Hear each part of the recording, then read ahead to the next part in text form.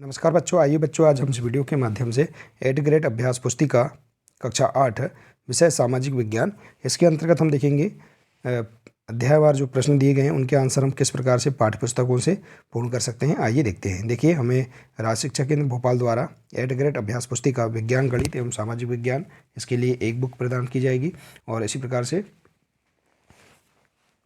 हिंदी और अंग्रेजी और संस्कृत के लिए एक पुस्तक प्रदान की गई है। तो देखिए, आप इसके अंतर्गत सामाजिक विज्ञान के प्रश्नों के आंसर आप किस प्रकार से पूर्ण कर सकते हैं, आइए देखते हैं। देखिए, कक्षा 8 सामाजिक विज्ञान, इसमें देखिए हमें पाठ दिए गए हैं। हम इतने पाठों के प्रश्नों के आंसर इस वर्कबुक में हम भरेंगे। तो आइए इसी के अंतर्गत देखते हैं। पेज नंबर 106 में अध्याय 1 दिया है, भारत में ब्रिटिश सत्ता की स्थापना और विस्तार। तो देखिए बच्चों, यहाँ हम इस का आंसर आसानी से प्राप्त कर सकते हैं। देखिए, लिख सकते हैं। यहाँ निर्देश दिए गए हैं प्रश्नों के आंसर पूर्ण करने के लिए। प्रश्न पहला है, यूरोपीय व्यापारिक कंपनियां किस उद्देश्य से भारत आई थी। तो देखिए, यूरोपीय व्यापारिक कंपनियां भारत में ब्रिटिश ईस्ट इंडिया कंपनी की स्थापना करने के विचार से आई थी। साथ ही वह भारत से मिलने वाली कई बेहतरीन चीज़ों को यूरोप में जाकर महंगे दामों पर बेचा करते थे। इससे उन्हें बहुत मुनाफा हुआ करता था। तो इस प्रकार से आप इस प्रश्न का आंसर लिख सकते हैं। ठीक है बच्चों, आइए इसी प्रकार से देखते हैं अगला प्रश्न। डच किस देश के निवासी थे, उन्होंने भारत के साथ किन वस्तुओं का व्यापार में रुचि दिखाई। तो देखिए, डच हॉलैंड वर्तमान नीदरलैंड के निवासी थे।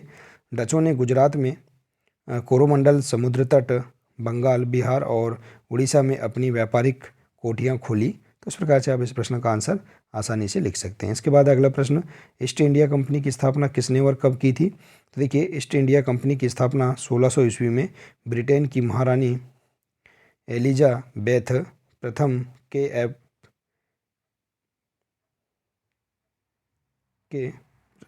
के एक घोषणा पत्र द्वारा हुई थी। तो इस प्रकार से आप इस प्रश्न का आंसर लिख सकते हैं। ठीक है बच्चों, इसी प्रकार से देखिए अगला प्रश्न है, फ्रांसीसी व ईस्ट इंडिया कंपनी के बीच संघर्ष के क्या कारण थे। तो देखिए, इस प्रश्न का आंसर राजनीतिक प्रतिस्पर्धा भारत में अंग्रेजी और फ्रांसीसी ईस्ट इंडिया कंपनी के बीच संघर्ष का कारण बनी।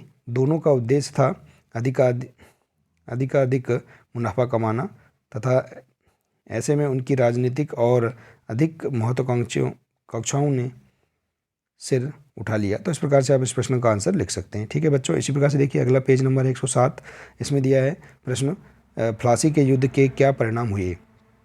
तो देखिए, इस प्रश्न का आंसर, प्लासी का युद्ध बंगाल के नवाब सिराजुद्दौला और ईस्ट इंडिया कंपनी के संघर्ष का परिणाम था। इस युद्ध के अत्यंत महत्वपूर्ण तथा स्थायी परिणाम निकले। उसने बंगाल के तत्कालीन नवाब सरफराज खां को युद्ध में हराकर मार डाला और स्वयं नवाब बन गया था। तो इस प्रकार से प्लासी के युद्ध का परिणाम आप बता सकते हैं।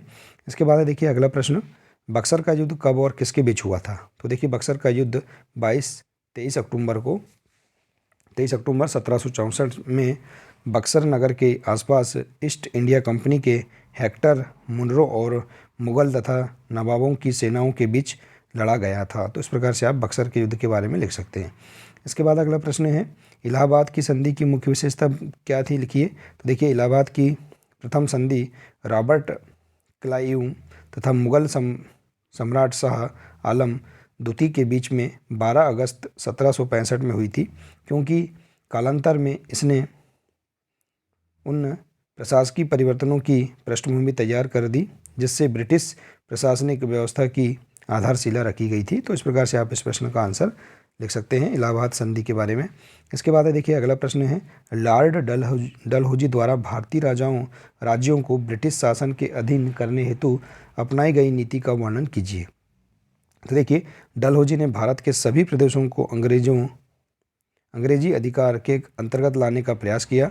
लॉर्ड डलहौजी की तीनों नीतियों में से सबसे महत्वपूर्ण नीति थी व्यापगत का सिद्धांत या डलहौजी की राज्य हड़प की नीति। उसके कार्यकाल को भी इसी नीति के कारण अधिक याद किया जाता है। तो इस प्रकार से आप इस प्रश्न का आंसर आसानी से बता सकते हैं। इसके बाद देखिए पेज नंबर 108, इसमें दिया है प्रश्न 9, लॉर्ड वेलेजली की सहायक संधि की मुख्य विशेषता क्या थी, लिखिए। तो देखिए, इसकी मुख्य विशेषता, यह एक प्रकार की मैत्री संधि थी जिसका प्रयोग 1798 से 1805 तक भारत के गवर्नर जनरल रहे लॉर्ड वेलेजली ने भारत के देशी राज्यों से संबंध स्थापित करने के लिए किया था। सहायक संधि अंग्रेजी की साम्राज्यवादी नीति पर आधारित थी। इस संधि के प्रयोग से भारत में अंग्रेजी सत्ता की श्रेष्ठता स्थापित हो गई। तो इस प्रकार से आप इस प्रश्न का आंसर आसानी से बता सकते हैं। इसके बाद देखिए अगला प्रश्न,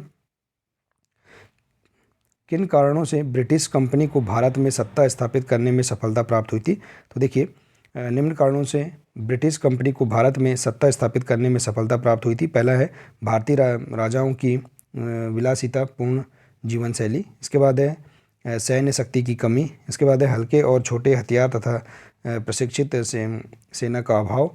और इसके बाद है भारतीय राजाओं नवाबों के बीच आपसी मतभेद व राजनीतिक उदासीनता के साथ आपसी प्रतिस्पर्धा। तो इस प्रकार से आप इस प्रश्न के आंसर आसानी से लिख सकते हैं। देखिए बच्चों, इस प्रकार से हम बहुत ही सरल तरीके से इसके अंतर्गत दिए गए सभी 10 प्रश्नों के आंसर पाठ्यपुस्तकों से हम खोजकर इस प्रकार से लिख सकते हैं। देखिए तो बच्चों, आशा है कि आपको इसके अंतर्गत सभी प्रश्नों के आंसर समझ में आ गए होंगे। बच्चों, हम इसी प्रकार से अगले पाठ 2 के सभी प्रश्नों को भी हम समझेंगे। तो बच्चों, आज के लिए सिर्फ इतना ही है। मिलते हैं इसी प्रकार से नेक्स्ट वीडियो में। बच्चों, यदि आप इसी प्रकार से आगे की वीडियो देखना चाहते हैं तो आप इस चैनल के प्लेलिस्ट में जाकर सभी वीडियो विषयवार देख सकते हैं। तो मिलते हैं नेक्स्ट वीडियो में। नमस्कार।